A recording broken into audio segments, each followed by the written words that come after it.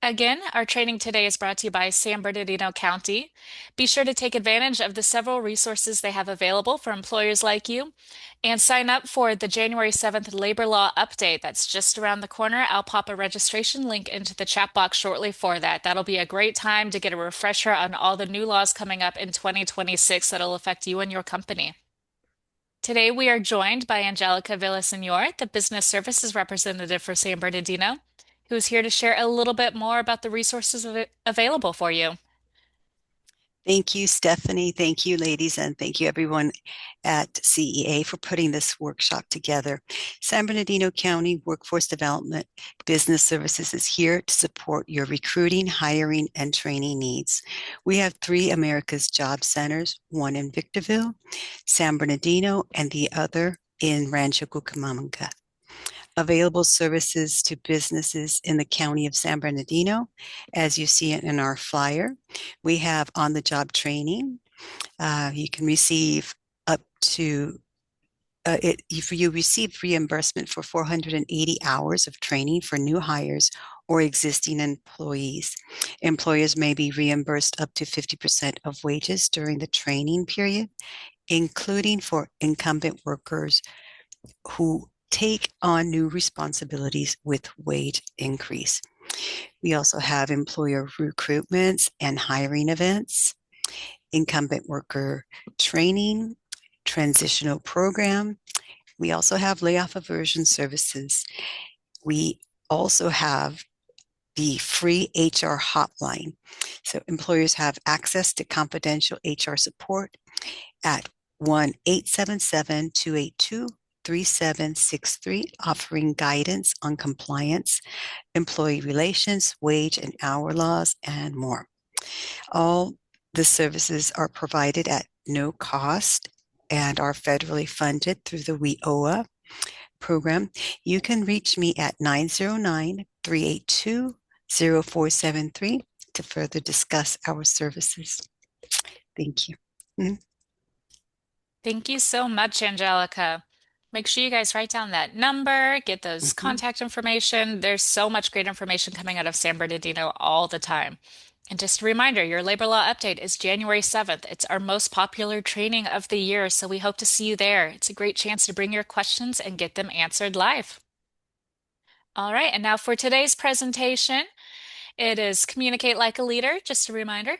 And your trainer today is Keisha Hansen, our Learning and Development Director. So with that, I'm going to pass it over to our esteemed Keisha Hansen. Thank you so much, Stephanie. Thank you, Angelica. Welcome, everyone. Good morning. Happy Wednesday. We're rapidly approaching the end of the year. Can you believe it? I really acknowledge all of you for taking the time out of your busy days, busy schedules at this time of year to sit in on this webinar on Communicate Like a Leader. And very briefly, if you are new to our trainings or webinars, just want to give you a little information on California Employers Association. We are an HR association. We serve employers throughout the state of California in all different industries.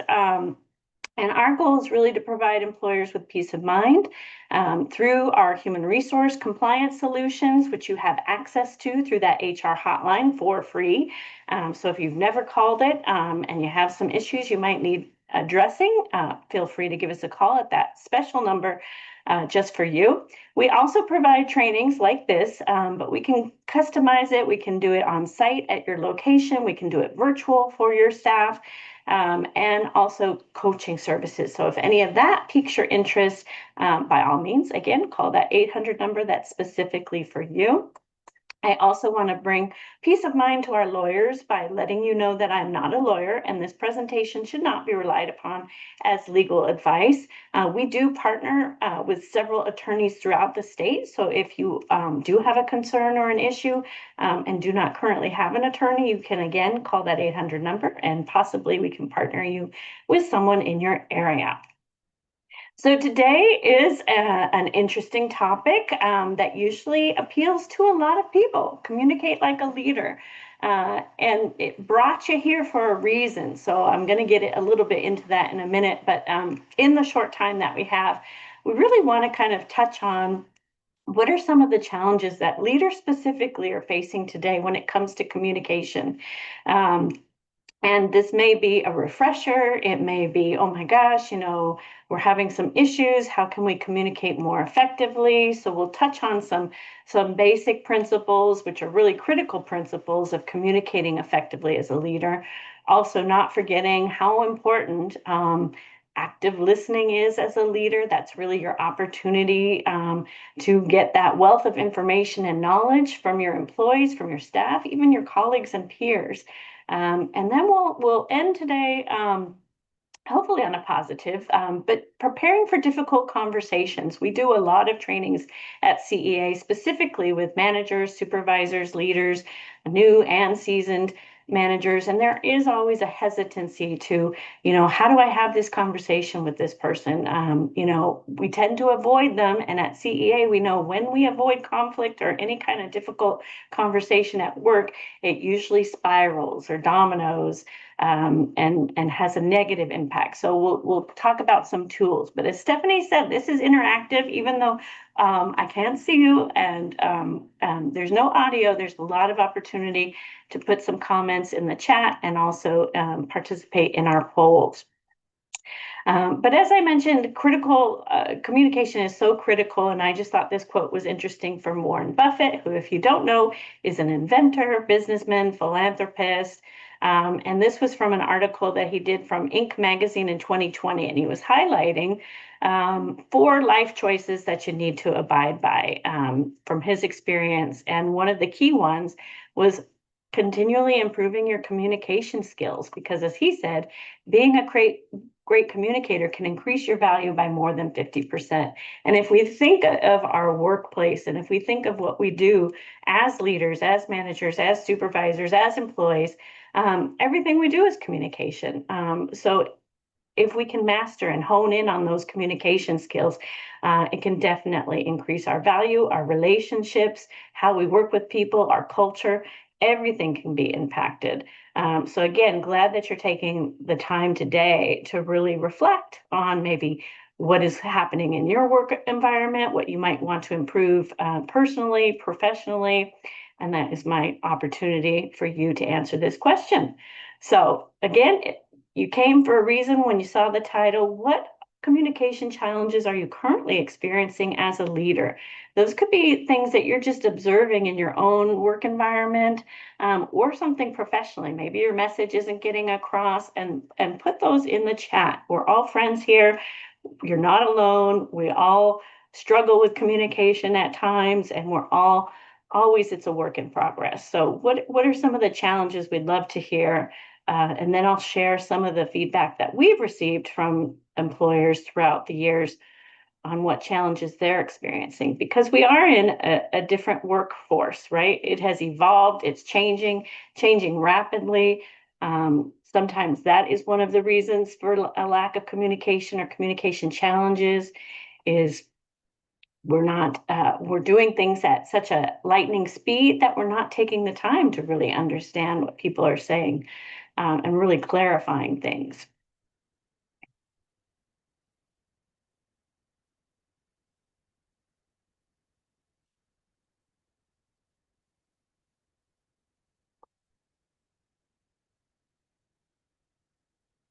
Okay, very important one. Connecting with younger generations. Great point. We are in a multiple generational environment with the workforce. Have at least 4 generations working together, and that does tend to be create some challenges in terms of understanding those different generations, right? Setting boundaries. Yes, that's a great one. We have access. I was just reading an article yesterday about setting boundaries, and this may not be the boundary you were thinking about, but boundaries in terms of when are we not communicating, right? So when are we putting on some silent time or quiet time so that we can actually get things done that we need to accomplish ourselves, because we have kind of an all access communication platform these days. So we might check our email after work hours or on the weekends. And is that really good for our work-life balance? Repeating things, staff not responding to calls. Ooh, these are good. These are again, you're not alone. These are not new to me hearing these. Not responding to phone calls or emails, only responding to text messages, communicating clearly and accurately, not understanding information. Yeah, common sense. The lingo, lack of emotional intelligence. Yeah. Coming up with action plans. Okay. Well, we're going to hit on as much as we can with all these. Thank you again, everyone, for putting in your comments. We'll try to address as much as we can, but I'm going to share with you some of the responses we've heard when we've asked this question to leaders and managers specifically. And one of them is kind of a accumulation of what you all said, but it's communication breakdowns. And some of those breakdowns could be simply, we're coming from different perspectives, right? We're dealing with people, we're interacting with people. So we all have different perspectives that we come from. We have different backgrounds, we have different parents, different neighborhoods that we grew up. So nobody really communicates exactly the same way I do or you do. And so that can create a breakdown in terms of trying to get our message across or trying to receive a message that someone's sending to us. The communication breakdown can also just be all of those different platforms, which was touched on. How are we communicating? When it's an urgent message, are we texting? Are we picking up the phone? When we're having meetings, is it a virtual meeting? Do we require that the camera be on and audio be on so that we can have the most personal setting that we can? And creating those protocols and those procedures didn't always happen. And some of the platforms that we have came across during the pandemic. So we implemented the different platforms. We use Zoom, we use Slack, we use instant messaging, we use texting, but did we really create some strategies and some procedures for everybody to understand how we were going to use those platforms? As I mentioned in the goals, managing difficult conversations, we have a program called LEAD, which is designed for not only new managers but seasoned managers who are just looking to upgrade their skills. And we talk a lot about this because having difficult conversations at work is inevitable. We're going to have them just because we are working with people who are different from us, who have different perspectives and different ways of thinking. We don't want those to escalate into something that they haven't. We want to be able to address them, but we're not all confident in that. Not communicating clearly. That is, I think that's one of the top responses that we receive from employers is that, not really communicating clear expectations. And so employees also respond, I'm not really understanding what the clear expectations are. And then making assumptions about how someone communicates, that maybe Stephanie, or maybe she communicates the same way I do when she doesn't. Maybe she needs to read an email and get all the steps, whereas some people just want to get the bullet points and move forward, right? We all have different styles based on how we grew up and how we are as human beings. Lack of empathy. I think someone touched on emotional intelligence, which is really that awareness of our own emotions and how we're perceived by other people.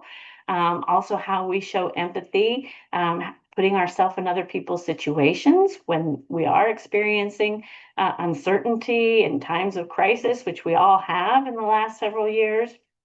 So really, when we think about it, it is such a critical skill. It's not just a soft skill. It's not just, it's an essential skill, a critical skill that sometimes when life is really rushing by us or we're trying to catch up with the pace of change, it can be neglected or it can get confusing for people.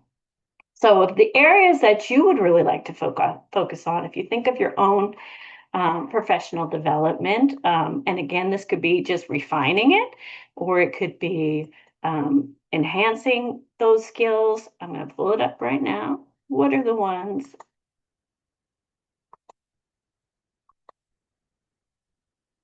that you would like to enhance? What's most important? You can choose more than one.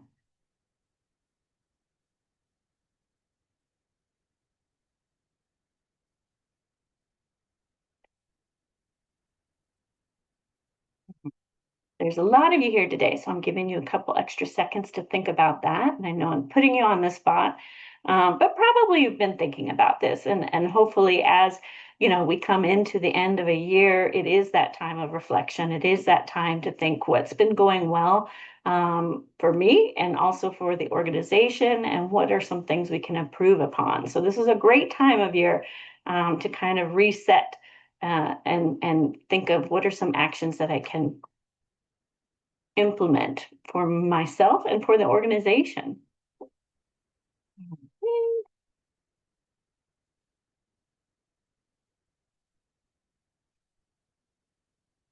Okay, I think I got the majority of you.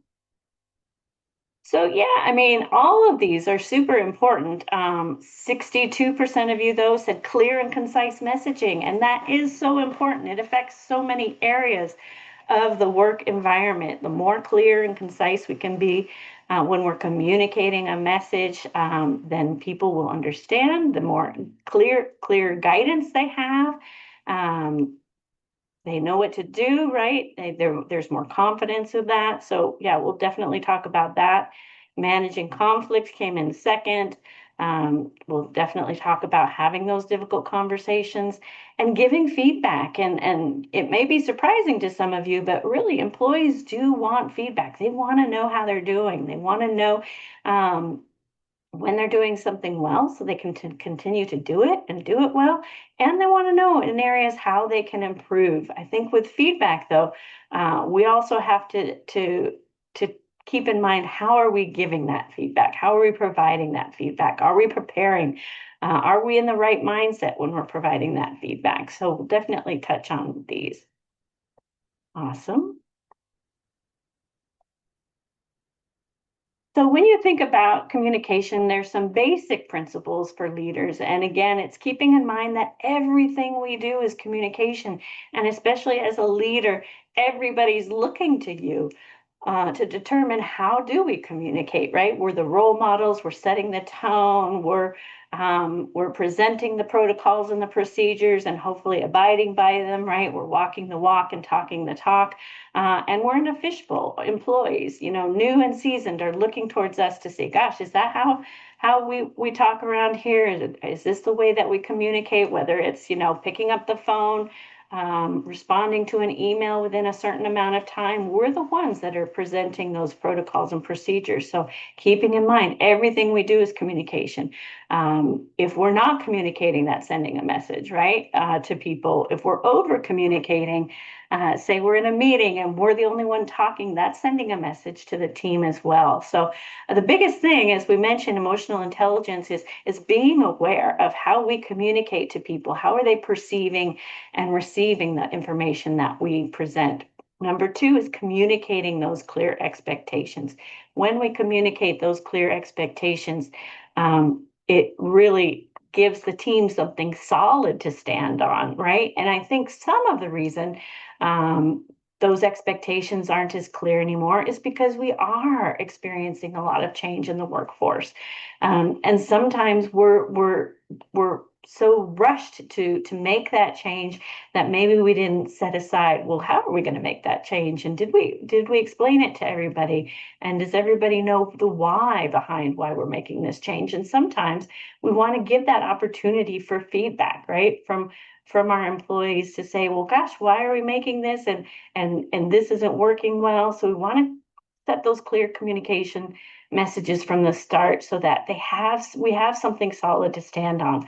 When there's no clear expectations, it's really hard for employees to do their best work, to really know, okay, this is the goal that we're going towards, and this is how we're going to accomplish it. And the more unclear things are, the more friction there is in a work environment, right? Everybody starts making assumptions and going their own way, and you really want to be united. You really want to have a united front and team collaboration and all those good things to make the work productive and effective and efficient and get the results that you aim for with your own organization and company. Number three, speaking less and listening more. And some of us are better at this than others. Some of us we like to speak. So, taking stock of when you are in conversations with your employees, with your colleagues, if you're leading meetings, are you the only one talking and not allowing for, as I mentioned before, that wealth of information and knowledge for your employees. It also shows employees that you want to hear from them, right? It makes them feel valued and heard, that we're asking for their opinions and we're asking for their input. Also, as managers and leaders, when things go wrong, we want our employees to be able to come to us. So if we really demonstrate that ability to listen to them, they are going to think of us and they are going to come to us when there's an issue, when there's something on their mind, when there's a concern. Number 4 is providing and receiving that effective feedback.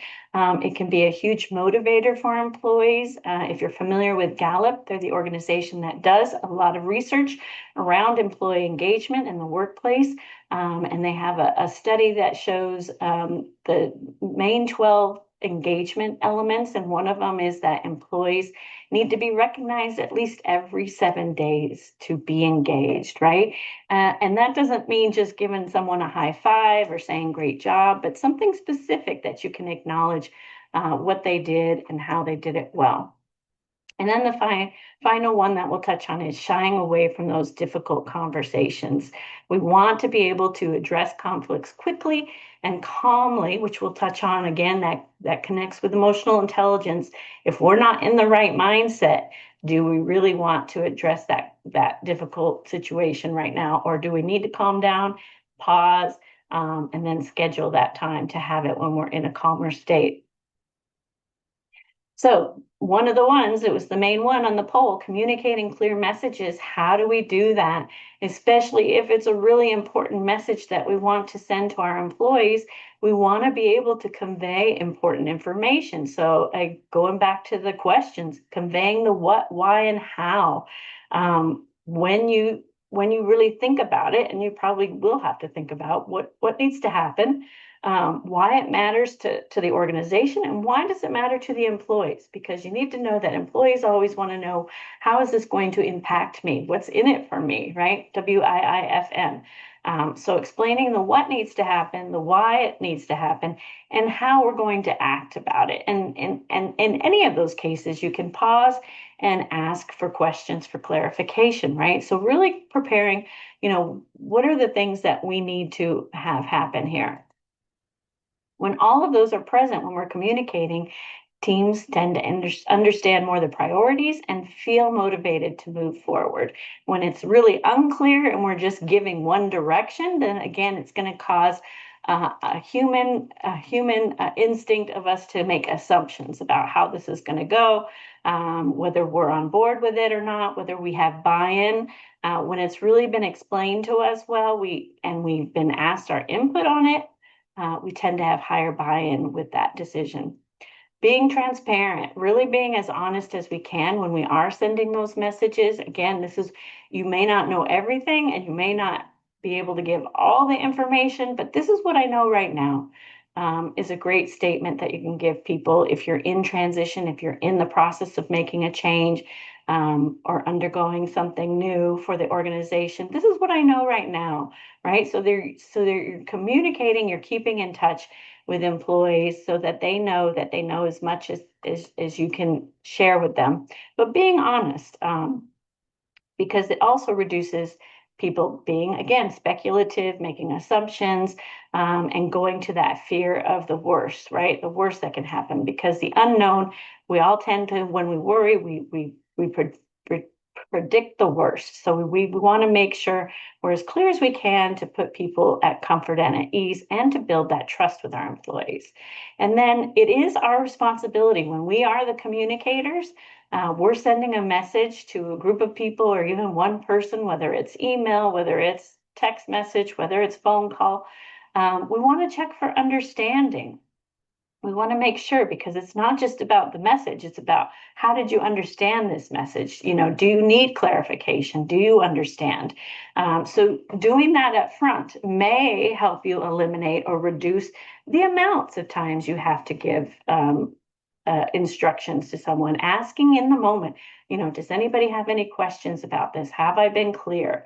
And as you're checking for understanding, if you are in person, or if you even are on a virtual call where there is cameras on and audio's on, being mindful of your nonverbal communication is really important, right? Because it needs to align with the message. So if we're giving a really positive message about change in the way the company's going, but we're saying it in a really somber note, that's giving a red flag to employees. So it's not aligned. So our nonverbal communication, our body language, needs to be in alignment with the message that we're sharing. So if you're rolling your eyes or your arms are crossed, that's sending messages, and we're picking up on those messages as human beings because it's in our nature. It's our natural instinct to think, is this right? Do I need to flee, or do I need to fight in this case scenario? So nonverbal communication, be aware of it. How are you presenting yourself? And I had a manager years ago tell me, I always tell my employees, don't pay attention to how I'm saying it, pay attention to what I'm saying. And that's completely opposite, right? Because if someone's saying something really aggressively, or they're saying something really sad that's supposed to be positive, that's all we're paying attention to. And we do it in our personal lives as well, right? If we ask our children when they come home from school, how are you doing? And they're like, fine. Then that's sending us a message that something isn't fine and we need to find out what's going on, right? So be mindful of that body language. And then here's something to know. Even the best communicators do not wing it, right? They think ahead, they prepare what they're going to say so that they stay focused on the message, right? It's really easy, especially when we're in meetings, to get distracted. Someone pulls out some other information, and we really want to stay on track. So preparing in advance, right? If you're sending an email, it kind of helps you edit out. You can really be clear and concise, asking yourself those lingering questions of, am I including everything that needs to be said in this message? And then again with body language, making sure that we're in alignment. Some areas that you might want to be aware of is smiling. And that's not to say you have to change your whole personality, but smiling can really put people at ease, right? It really gives that first impression. So if you're meeting a new employee for the first time, you probably want to smile when they come in and when you're welcoming someone. It suggests that you're open, that you're trustworthy, that you're confident, friendly, and our brains respond more favorably to a person who is smiling at us. Now, if we're giving really bad news, we probably want to tone that down a little bit, but we still want someone to feel comfortable and safe when we're talking to them, even about difficult situations. Our tone, we talked a little bit about that. If we're saying something positive, but we're not sounding that we're positive about it, we might want to monitor that. Good posture can really represent, confidence and authority. If we're having some difficult situations or we are giving some hard instructions, we want to be confident in what we're communicating. Our facial expressions, I'm very guilty of this. I have to watch my facial expressions. They kind of get ahead of me sometimes. And I've had really close colleagues sometimes say, Keisha, you were rolling your eyes in that session. So I've had to learn to really be self-aware so that I'm not giving myself away and that we're keeping that neutral tone. Being engaged when we aren't interacting with people, not looking bored. All of those combined send off vibes to other people, right? So again, it's hearing what isn't said that most people are picking up on when we're communicating. They're looking to see, are our arms crossed? Do we look like we're nervous? All of those things, they're kind of like private investigators, right? Or detectives. They're trying to find out, is this really true? Is this really the situation? So you want to be aligned because you have more possibility of people believing and really buying into what you're saying when your body language and your verbal language, what you're saying, are in alignment. Now, as you prepare to send that message, and of course, this doesn't come into everyday conversation, but things that are really important that we need to get across those messages, we're going to prepare for a little bit in advance, and you may want to ask yourself those 3 questions. What needs to be done? What am I trying to say? What am I trying to communicate? Number 2, why does it matter to the audience, to my employees? What's in it for them? Why does this matter to them? And number 3, what specific action needs to take place? So, maybe the action is that you have a meeting about it to discuss it, but having some kind of final action so that people understand what is going to happen, when's it going to happen. And so I have a scenario here. Let's say you're in a meeting and the manager says, well, we need to improve customer service. So we know what needs to be done, but we're not looking at number 2 or 3, right? We're not explaining why it matters to the audience, what actions need to be happening. And it could be a conversation. It could be a brainstorming session. But let's say you have some messages that you want to communicate. So the next one is starting Monday, greet every customer within 10 seconds and check in twice during their visit. Now that's explaining number 3, that's explaining the action, but is it really giving your employees an idea of why? If you were in that meeting, what do you think employees would start thinking without telling them the why?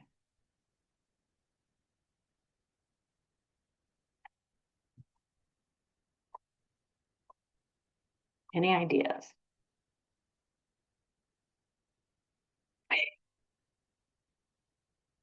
That it's a waste of time. I might be thinking, is this about one person?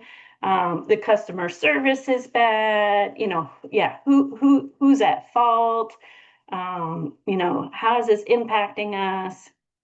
Yeah, and it's really, we've determined something's wrong and we're telling rather than explaining the situation. These are all great. I think you guys have been in this situation before.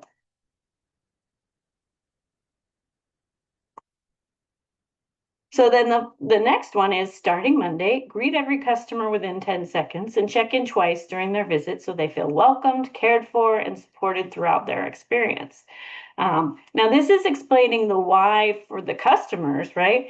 But is it really explaining the why for the organization or for the employees themselves? So it could be, we received several complaints over social media over the last month.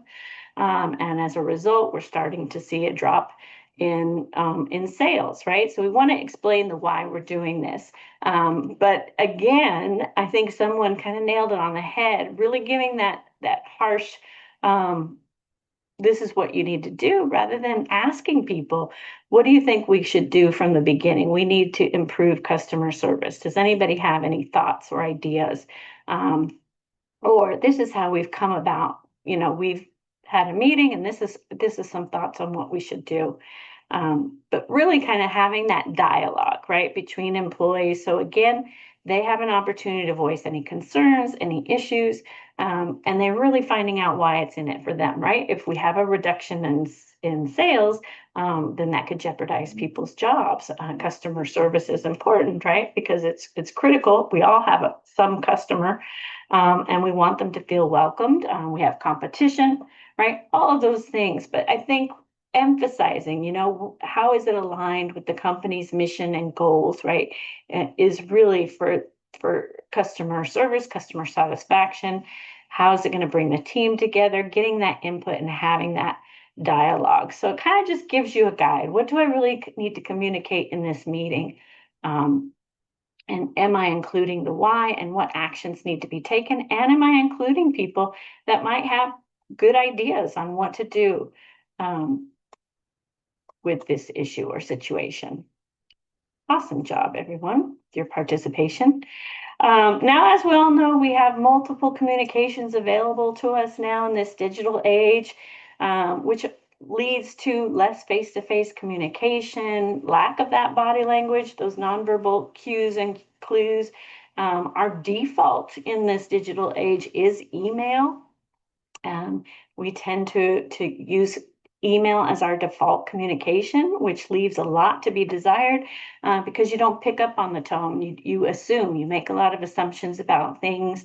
A lot of people either write too much or write too little. And we have shorter attention spans. So if I'm receiving that chain email that's 20 emails long, I might not get the context of the issue or the situation, right? So again, there's that possibility for things to get lost in translation, for the communication not to be clear.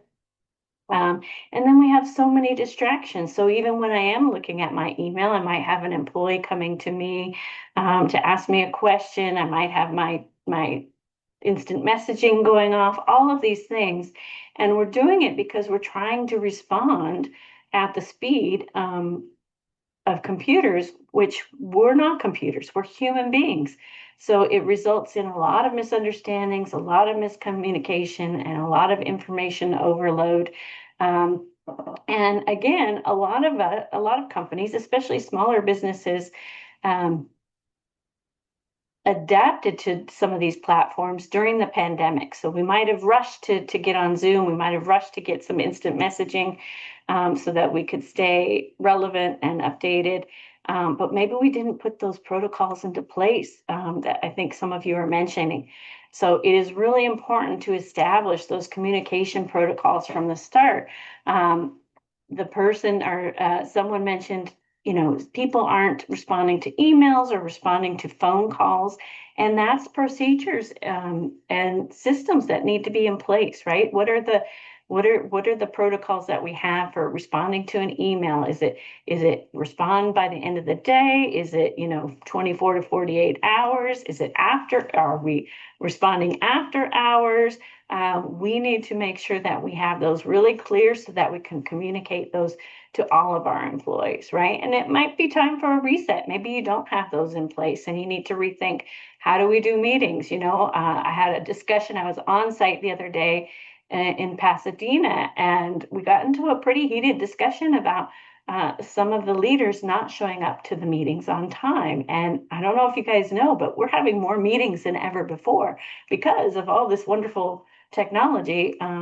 It becomes easier to set up those meetings, but are they productive? Are they effective? But it was one of those things where it's like maybe they needed to reset those expectations of arriving to the meeting on time, and what would be the potential consequences if you didn't. So it may be a time to review, when are we using Slack if you have an instant messaging? When do we use text? If I really need someone right away, what is the fastest way I can get a hold of someone, right?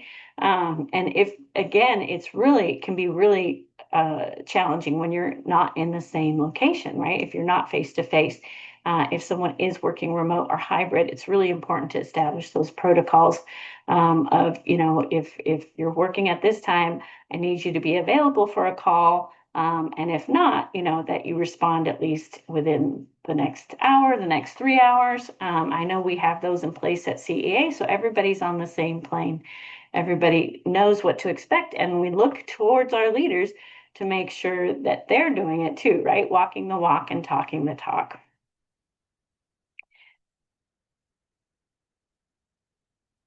So next opportunity is a listening. How would you consider your listening skills at work?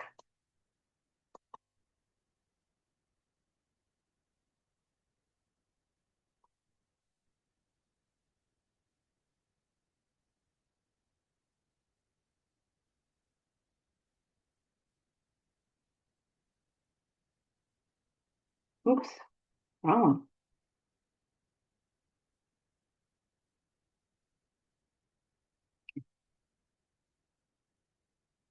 Poll isn't working, but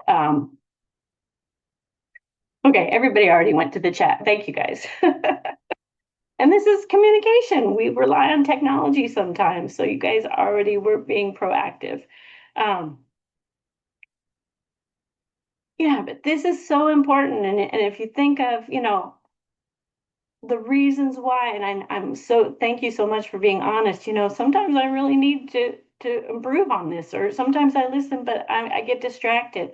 These are just part of being human, right? We get distracted. We don't set boundaries, as someone said. Maybe we need some time where we're just doing our work. Either we're in the morning, we need to set aside time just to get things done, and have some specific times where we have that open door so that employees can come in with their concerns, or we turn the notifications and pings off, right? But I think when we are in that mode to be listening, we really have to be present, right? We really have to empty our mind, right? Because we have so many thoughts going through our mind every day. And what am I going to eat for lunch after this webinar with Keisha? And what things do I have left on my to-do list? You really have to take a moment and really empty that mind when you're having that conversation with another person. So being present, right? Really, really letting go, putting away the phones. I know we all have our phones sitting right beside us, but we can put them on silent. We can put them away so that we're really present and that we're really sending that person a message that they're important and what they say is important to us. So critical as a leader. Other tips is asking those open-ended questions, right? When we're in a discussion, it's very important to listen patiently, but also asking questions so that we can ask clarification if we don't understand something or if we're trying to understand something. And sometimes when we're in that conversation, there is a natural pause. And many of us, when we hear that silence, we just try to just fill it. And we fill it with chatter and we fill it with just conversation. And sometimes it's okay to have silence. If we're asking really thoughtful questions, the other person might need some time to process that. Think about when you're talking about someone's performance and maybe they haven't been thinking about it that day, or maybe they haven't been thinking about their performance that month, and you ask them a question about how are things going. That might take a little bit of time for them to actually process that question. So maybe asking some of those really thoughtful questions, that's going to take some of our brain power in advance. So then they are prepared when we have the conversation to say, well, gosh, I've thought about it and I think my performance is going XYZ, it's going well, or it's not going well. But sometimes we tend to put people on the spot and ask them really tough questions when some of us need a little bit more time to process. That can happen in meetings as well. Some of us are the ones that raise our hand and we want to speak up and we have ideas and we want to respond. But others of us are a little bit more analytical and we want to really think about the question that's been asked. So providing some other opportunities for that person to respond, maybe not in the meeting itself, but outside the meeting, can give people who are a little bit quieter or just deeper thinkers that time to process what's been discussed. Giving someone your full attention means, again, that you're not thinking of what you want to say or interrupting them, which I also have. Another one of my issues is interrupting because I want to get what I have in my mind out of my mind. So I tend to interrupt, but that gives a wrong message. It many times shows the other person that what they're saying doesn't matter. So if some of these are resonating with you, that might be something that you want to work on. Paraphrasing is a great one, to really indicate to that other person that we are listening and we're understanding what they're saying, or if we're not, that they can clarify for us. And then again, that empathy area. If it's something of a delicate nature, if it's sensitive, we want to be able to show our support. And even if it might be something we don't agree with, we want to be able to put ourselves in that person's situation and understand their feelings, right? If someone is bringing something of a sensitive nature to us for the first time, we want to be considerate. We want to have empathy and support. We want to give them our full attention if they are having a concern. In regards to listening, some additional things we can do is reflective listening. It's similar to paraphrasing, but it's really reflecting on what that person's saying. And then you can respond with the paraphrasing and summarizing, but you're also reflecting, this is what I understand you're saying, right? This is where I understand you're coming from. And again, giving that person an opportunity to say yes, or to say, well, no, actually, that wasn't what I was saying. We talked about empathy, adjusting our body language again to show that we're open to the conversation, that we're not, closed off, asking the questions, and using I statements, which really is talked a lot about when we're having difficult conversations with people. Using I statements really takes the responsibility for it. So it's not judging someone. It takes away the judging when we say things like, you did this wrong, or you weren't good with the customers. That puts people immediately on the defense. So Using the I statement is just saying, this is what I feel, or this is the way I see things, without making judgments or assumptions of the other person. And then again, giving that person the opportunity to respond. So why is it really important to listen? It's a skill that's really becoming endangered with the fast-paced life that we're living in the workforce, how fast that is as well. But it's really important to listen because you want to be able to understand other people and their message, right? That's the basis of every relationship. Every relationship that we have is based on the conversations we have with people. If we have conversations with people that are productive and effective and we understand each other, the stronger the relationship is going to be. It helps you connect with the other person, right? We usually find out things that maybe we didn't know, that gives us some perspective and gives us some insight. It can also determine the quality of your influence. You might be one of those people that people just generally come to because they know you're a good listener. And that gives you power, that gives you clout, right? To know that people trust you, that they're going to come to you. It also transmits respect for the other person, displays empathy, and again, builds that trust. And you want to build that trust with your employees, your colleagues, your peers, because that builds the foundation of the organization. So next, we did touch on this in the poll, giving feedback. And this is data from Gallup from 2024. It shows that 80% of employees who say they received meaningful feedback in the last week are fully engaged. Yet, we're not doing a great job of giving great feedback or effective feedback. And when we talk to newer managers in our LEAD program, a lot of them say, gosh, I don't know how to say this. I don't know how to provide the feedback. I'm afraid of how they're going to react or how they're going to respond. Yet it's so important because, as I said at the beginning, it gives employees an idea of how they're doing, right? And it shows employees that we're really paying attention as managers and leaders, that is part of our job, to pay attention to their performance and how they're doing, that we have a pretty good idea of what they're doing and how they can do it better, or what support we can provide them. So when we are about to provide effective feedback, it's super critical to be timely and specific, right? So that we know what we're saying, we know what we observed. And if it is constructive, right, we want them to improve, or we want to coach them on someone. We want to be honest, and we want to, effectively tell them what they did and how they could improve it. But we want to do it with care, because we all have egos as human beings. So we want to be able to say it gently. Again, it goes back to our body language, our tone. How are we saying it? Sometimes in the heat of the moment, someone does something wrong, we yell. Are they going to learn from that, as well as if we take a moment to pause before we say it and really be constructive and really be neutral with our tone?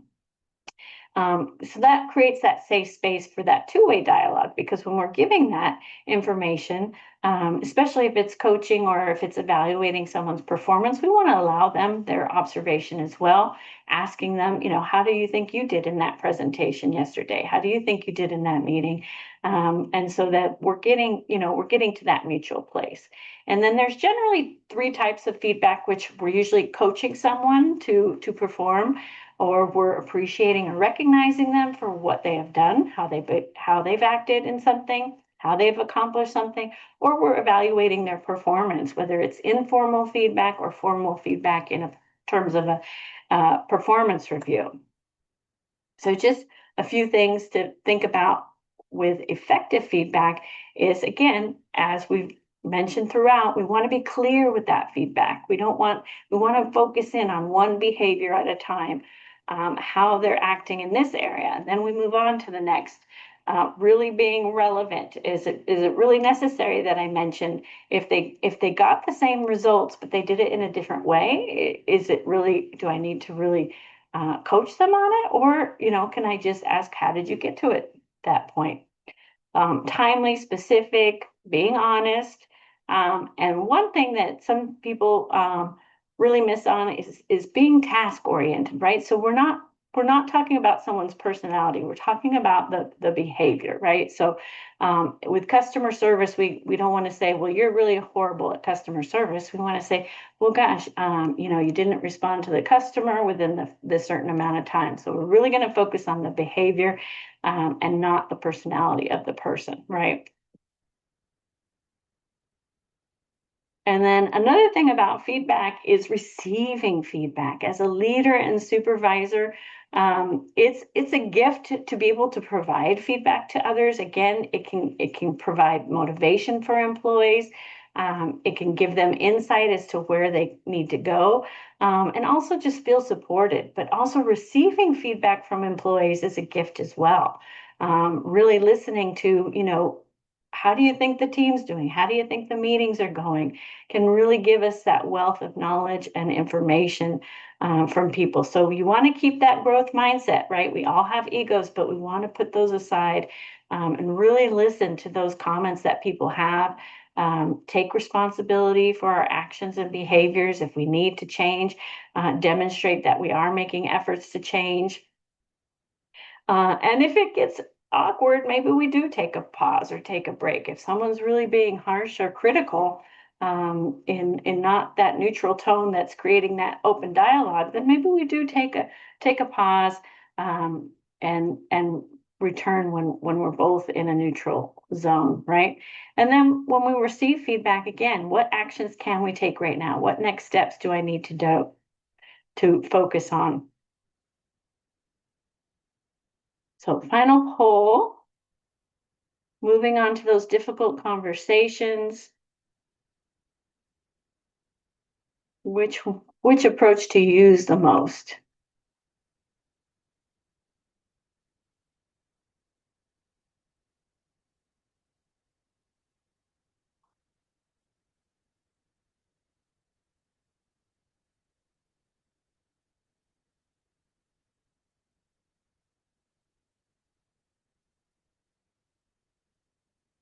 All right, we're getting various. So yeah, it probably depends on the situation, right? But we do want to address it immediately and directly as much as we can, but sometimes we need that time to reflect. Sometimes we need more information. Sometimes we're too emotional. We don't want to do number 3, avoid it and hope the issue resolves itself, because hopefully we all know that that never happens. Seeking input from other people that we trust and that we can confide in is great. And then really creating that space so that we can have that open dialogue with that person. These are great responses. Thank you, everyone. So when we have a difficult conversation, that can be providing some constructive feedback, or that could be an incident that's happening between employees that's causing some conflict.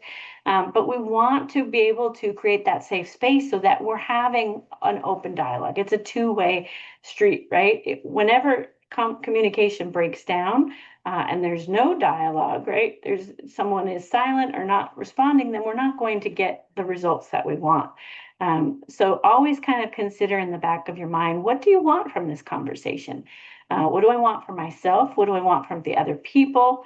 It may just be, I want my team to be able to get along, or if it's back to that, if people aren't getting to meetings on time, I want us to be able to have productive and effective meetings. What do I want for the relationship? I want us to be able to trust each other, respect each other. And so how would I organize this conversation? How would I behave if I really wanted those results? And by asking those questions, you can really focus on the healthy goals, because I'm really going to think about what can I learn from the other person? How can I really ask the good questions so we can really get at the truth of the matter, the heart of the matter, so that it does end up strengthening our relationships. And sometimes when you ask those 4 questions, it might not be a significant relationship. It might be someone you only interact with once in a while. So maybe you don't need to have that difficult conversation. But pausing and asking yourself, do I need to do this right now? Is it, what do I want to get out of it? What is going to be the potential outcome? Can help you prepare for that conversation. And then when you are having that conversation, finding that mutual purpose, right? If the bottom line is, we're interdependent on each other, we work together, we need to have a professional relationship, then that's the mutual purpose. Then you want to demonstrate you care about the person's goals, interests, and values, and that you believe they care about yours as well, right? You want to get to that mutual purpose so that you can come to some solutions. And we mentioned already, but also, again, focusing on behaviors if you're giving that feedback, not telling someone they're lazy, but you didn't finish the report on time. And these are the potential consequences that could occur. And before we even have those conversations, we want to check in with our own emotions. There are things outside of work that can impact our emotional state. So if we're reacting because we were cut in traffic or our computer crashed, we want to take a pause before we have that conversation. Also, as a leader, it's really important to recognize because then it can spill over into the workplace, right? If we're having a meeting and those emotions are still not going away, so we communicate, our tone changes, we're more aggressive, then that spills over in the workplace and it's sending a different message than we're intending. So we want to be able to acknowledge our emotions, maybe pause, maybe we need to reschedule that meeting and have it for another day. But that will be key in, again, communicating clearly and effectively is when we'll have that neutral tone. So this is just a quick checklist before you have that difficult conversation. Check your own mindset, vent to those close to you so that you get it out of your system, plan and prepare. You are in control of yourself. You may not be in control of how the other person reacts, but you can do the best you can to make sure that it's that open dialogue. So critical in communication, again, is building our skills, and it's always a work in progress. So practicing, what is it that you take away from today that could really help you in terms of with your team, within the organization? Is it listening? Is it giving that feedback to someone to make them feel good? Is it mastering that body language so you're not rolling your eyes in the next meeting? What is that one thing you can do so that going into 2026, you will be communicating like a true leader that I know you all are. Thank you so much. I think we're right at the tip of 11 o'clock, so I'll pass it back over to Stephanie to close us out for the end of 2025. Thank you so much, everyone. Yes, thank you, Keisha. Thank you, everybody, for joining us today. Hope you got lots of helpful information. And just a reminder, your handouts are available for download in that chat box. So make sure you download a copy so you can reference them later. And then one more reminder here, I'm going to drop a few links into the chat box. The January 7th labor law update is going to be here before you know it. So make sure you register, get a whole bunch of 2026 compliance updates for your company in the new year. And please share your feedback about this training. We would love to hear what you thought, what trainings you'd like to see in the future. It won't take you more than a couple minutes. I promise it's very short, and we love hearing what you guys have to say after these trainings. And then sorry for making you jump around on your slides, Keisha. We've got your HRCI and your SHRM codes here as well. I'm also going to pop those into the chat box. If you're looking for continuing education credits from HRCI, your number is 724474. And if you're looking for SHRM continuing education credits, that is 25-JCAMV. And again, those are in the chat box, so you can copy paste those if you are looking for those. Thank you for joining us today, Angelica. We appreciated having you on board. And yes, happy holidays, everybody. Thanks for making time for us today. Have a wonderful rest of your day.